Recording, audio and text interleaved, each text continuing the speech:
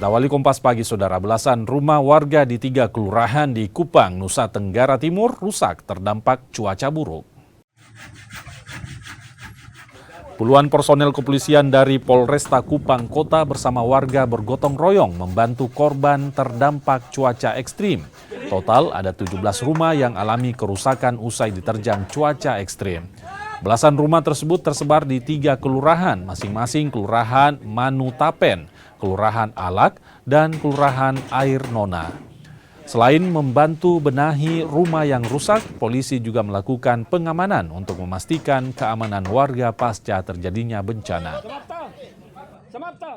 Kurang lebih 17 rumah titik yang berdampak itu di 3 kelurahan, Kelurahan Air Nona, Kelurahan Manutapen, dan Kelurahan Alak.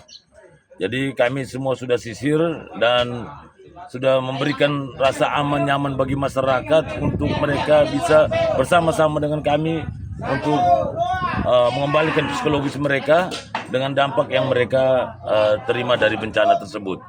Dan puji Tuhan, alhamdulillah sementara ini kami sudah menghubungi BPBD, pihak BPBD untuk datang bersama-sama untuk tanggap daruratnya, membangun kem-kem kecil untuk bisa dihuni oleh masyarakat.